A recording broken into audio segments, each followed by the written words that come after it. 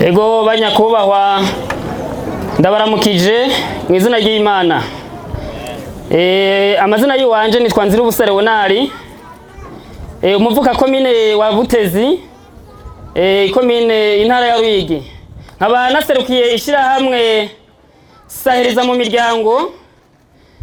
Ishirahamwe Sahiriza mu miryango ryarihweje uko ibidukikije bibangamiwe na cane cane mu gukoresha amakara menshi, eka ndetse n'imbabura dusanzwe dukoresha zikaba zitaramba.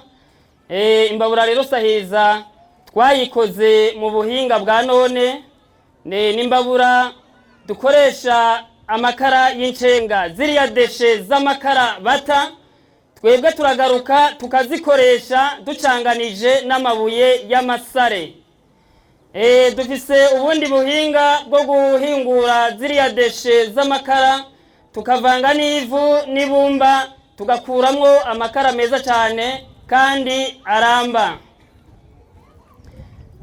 Imbabura Sahiriza isanzwe ikoreshwa na bateri ya telefone, kaba gatoyi canke kaniniya.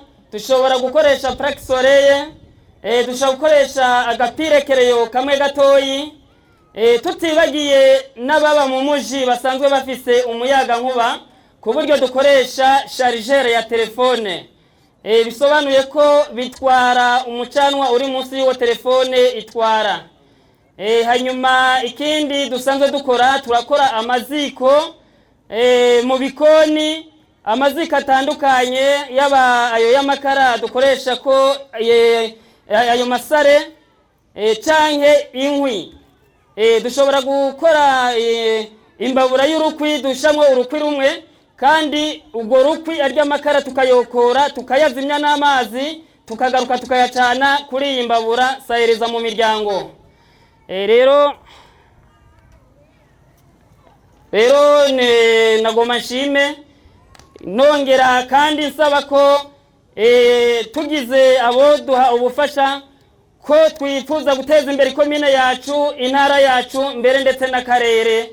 Murakoze.